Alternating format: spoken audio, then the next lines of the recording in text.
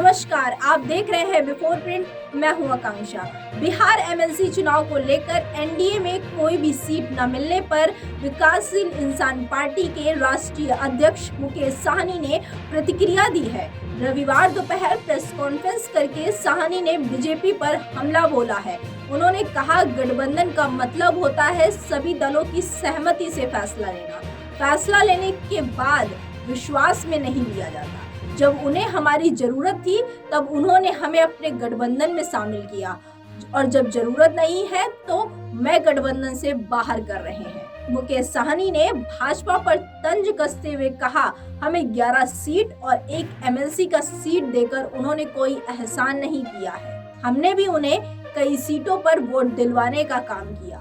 BJP उन्हें लगातार धोखा दे रही है। वह भूल रहे हैं कि सरकार में जितना 74 सीट वालों की भूमिका है उतनी ही 4 सीट वालों की भी भूमिका है। बिना 4 सीट के उनकी सरकार नहीं बन सकती थी। मैं साफ साफ कह देना चाहता हूं कि मैं योगी मोदी की जय नहीं बोलूंगा।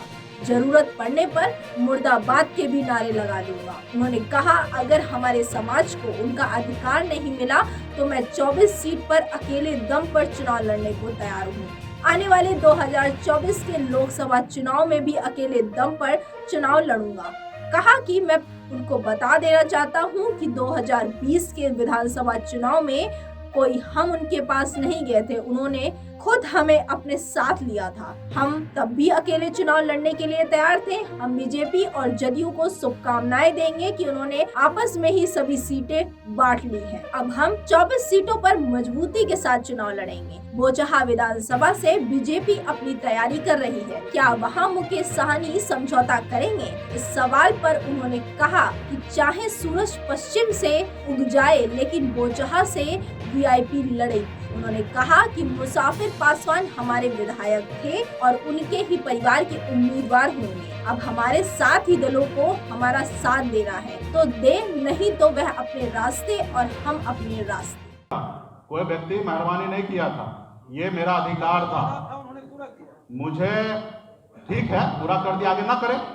उनको जो लगता है, मेरा जो गठबंधन हुआ था आप सबके समक्ष में और उसका गवाह आप ही लोग हैं और दूसरा कोई नहीं है। बिहार को जनता को समय आएगा तो आप ही बताइएगा कि जब चाणक्य होटल में प्रेस कॉन्फ्रेंस हुआ था वहाँ स्पष्ट हुआ था 11 सीट और एक एमएलसी, और एक एमएलसी जो होता है वो संपूर्ण 6 साल का होता है। तो उनका काम था एमएलसी बनाना और 11 सीट देना, उसने दिया। कोई मेहरबानी कोई नहीं किया था। अगर 11 सीट पर उन्होंने हमको वोट दिया तो हमने 11 सीट के अलावा बाकी जगह पे उनको हमने वोट दिलाया और कई ऐसे सीट को हमने जिताया। तो गठबंधन तो यही होता है। तो हमें आगे भी वो उनका अगर ईमानदार रहेंगे तो पूरा करेंगे, नहीं अगर रहेंगे तो ना करें। मुझे उसका परवाह कहाँ है? अगर उसका परवाह करते तो उत्तर प्रदेश में लड़बे करते हैं। तो हम लोग आज समाज के साथ हैं, मजबूती से हैं और आगे भी रहेंगे। जिसको जो अपना करना वो करे, लड़े, जो करना है वो करे। देश में सरकार है आपका, देश में प्रधानमंत्री आप हैं, आप हमारा निषाद आरक्षण लागू कर दीजिए। जैसे आपने 72 घंटा में सामान्य वर्ग के लोगों का आरक्षण लागू कर दिया, तो क्या निषाद का बेटा आपको गरीब नजर नहीं आता है? जो 1 लाख 2 लाख रुपए सालाना कमाने वाला व्यक्ति आपको गरीब नजर नहीं आ रहा? आपने सामान्य वर्ग में 8 लाख कमाने वाले को आपने गरीब मानकर उसको आरक्षण दिया। मैं ये नहीं कभी किसी का विरोध करता हूँ कि क्यों आरक्षण दिया, आपने जो दिया वो दिया। आपको लगता है कि गरीब है तो आपने दिया। कि देश के और राज्य के खजाना पे सबसे पहला अधिकार गरीब का होना चाहिए और आप जो किए, मुझे लगता है कि आपने सही किया। लेकिन निषाद मछुआरा का बेटा भी तो देश में गरीब है, उनके लिए भी हक अधिकार के लिए उसके भी आरक्षण को व्यवस्था आप ही को करना है। तो मैं तो आज तक आपने बंद कमरा में 2014 में 2019 में आपने हमेशा कहा कि निषाद का आरक्षण करेंगे, लेकिन इतना साल बीतने के बाद भी आरक्षण नहीं कर रहे। तो मेरे पास एक ही विकल्प है कि इस देश में हम अपनी वजूद को कायम करें, अपनी लड़ाई लड़ें। और मुझे लगता है कि जिस तरीके से मल्ला का बेटा बिहार में सरकार बनाया, आने वाले समय में देश का प्रधानमंत्री भी निषाद का मल्ला का बेटा आने वाले समय में बनाएगा। वो ताकत हम लोग बनाएंगे। आज बना ना, जब सरकार बनने का समय था 4 पार्टी के लेटर से सहयोग से सरकार बना, कोई एक पार्टी के सहयोग से नहीं बना। जितना 74 विधायक वाले पार्टी का जितना ताकत था, वजूद था, उतना ही 4 वाले का भी था। अगर मांझी जी या मुकेश जी अगर पलट जाते तो शायद सरकार नहीं बनता। उस समय तो अगर एक भी अगर पलट जाता सिर्फ मांझी जी पलट जाते तो भी सरकार नहीं बनता, या सहनी जी पलट जाता तो सरकार नहीं बनता। लेकिन हम राजा हरिश्चंद्र के जैसे अटल थे, ईमानदारी से उस रोज भी काम कर रहे थे और आज भी काम कर रहे हैं, और कोशिश करते हैं जिंदगी में हमेशा ईमानदारी से आगे बढ़ते रहेंगे। क्योंकि मुझे पता है कि मैं संघर्ष करके यहाँ तक पहुँचा हूँ। एक मछुआरा गरीब का बेटा 900 रुपये महीने पे नौकरी करने वाला व्यक्ति मुंबई जैसे शहर में भी अगर अपने साम्राज्य को कायम कर लिया, और बिहार में 6 साल में निषाद के लिए 75 साल में जो प्लेटफॉर्म तैयार नहीं हुआ था वो हमने पिछले 6 साल में तैयार कर दिया। तो मुझे पूरा भरोसा है कि यूपी बिहार का इधर ही लागू नहीं होता, ये चीज़ उनके इधर भी लागू होता है कि वो रखेंगे कि नहीं रखेंगे। इस बार तो साबित कर दिए कि वो नहीं रखना चाहते, दूर कर दिए। तो अभी तो हम 2024 का भी अपने दम पर तैयारी कर रहे हैं। हम 2024 में क्या राजनीति करेंगे, किसके साथ रहेंगे, ये मुझे आज नहीं पता है, क्योंकि उन्होंने तो निकाल दिया है। वो रखेंगे नहीं रखेंगे वो उनके ऊपर है। अभी हमें 2024 में सोचना है कि हमें क्या करना है। तो हम अपनी तैयारी कर रहे हैं, और हमारी पार्टी का एक ही मांग है, एक ही लड़ाई है कि निषाद समाज को अधिकार मिले, उनको आरक्षण मिले। यूपी बिहार झारखंड को आरक्षण मिले। जब बंगाल में दिल्ली में आरक्षण है तो बिहार झारखंड उत्तर प्रदेश में क्यों नहीं है, उसके लिए लड़ाई लड़ रहे हैं। आज इसके लिए उत्तर प्रदेश में चुनाव लड़ रहे हैं। निश्चित तौर पर बहुत बहुत बधाई है जेडीयू और बीजेपी को कि वो लोग आपस में बंटवारा करके और सीट पे चुनाव लड़ने का निर्णय ले लिया है। तो मेरा तो शुभकामना उनके साथ है कि वो लड़े और जीते। और वीआईपी पार्टी भी मजबूती से 24 विधान परिषद का सीट जो है वहाँ पे मजबूती से अपने दम पर अकेले चुनाव लड़ेंगे। इसके लिए हम लोग बहुत जल्दी घोषणा करेंगे कैंडिडेट का। तो इसके लिए तैयारी हम लोग करेंगे। हम एक मल्ला निषाद का बेटा है, संघर्ष करना सीखे हैं और संघर्ष करते करते इस जगह तक पहुँचे हैं। और लोग हमें इग्नोर करते हैं। लोग को लगता है कि निषाद का वोट है, उनका जागीर है कि वो हमें रखे या हिस्सेदारी दे या ना दे, वो उसका वोट उनको मिल जाएगा। तो खैर वो गलतफहमी का शिकार हो चुके हैं और वो लोग अपना करें। मुझे लगता है कि वो बड़ी पार्टी है। गठबंधन तो तब होता है जब वो अपने आप को कमजोर समझते हैं। 2020 में कमजोर समझ रहे हैं थे तो बुला के गठबंधन किए। हम इन्विटेशन तो देने के लिए गए नहीं थे कि हम आपके साथ आना चाहते हैं, हम तो अकेले लड़ना चाह रहे थे। लेकिन उनको एहसास हुआ कि मैं कमजोर हूँ तो साथ लिए। आज उनको लगता है कि हम अकेले लड़के जीत सकते हैं, तो उनको शुभकामना है कि लड़े जीते। हम तो कल भी संघर्ष करने वाले व्यक्ति थे, आज भी संघर्ष कर रहे हैं, हम लड़ाई लड़ेंगे।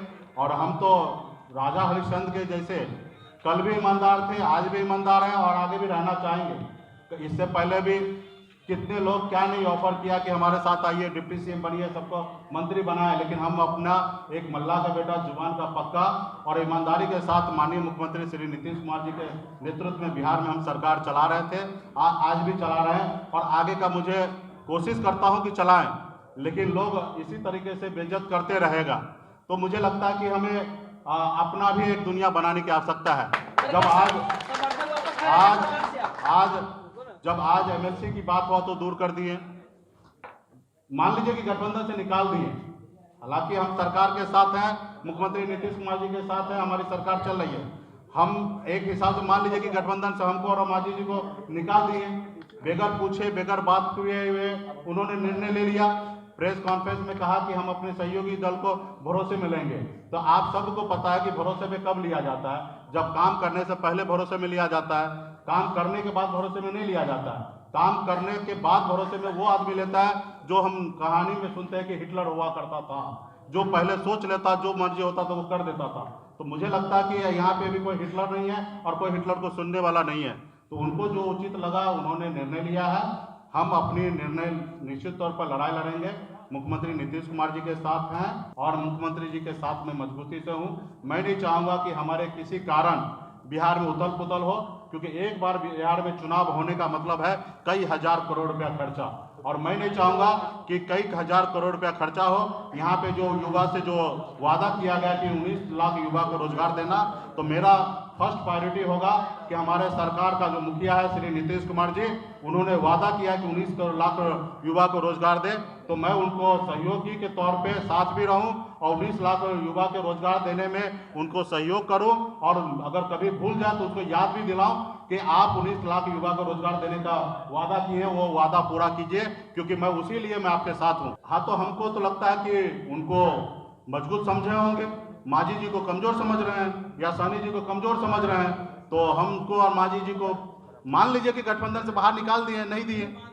नहीं तो हम भी सरकार के साथ हैं।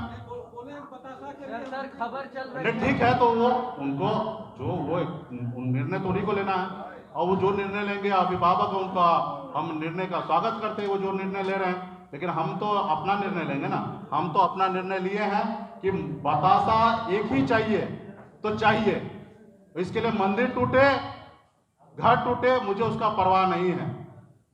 मैं लड़ूंगा, मेरा जो अधिकार है, अगर एक सुई बराबर भी, अगर नोक बराबर भी मेरा अधिकार बनता है तो मैं उसके लिए हमेशा जंग करने के लिए तैयार रहूंगा।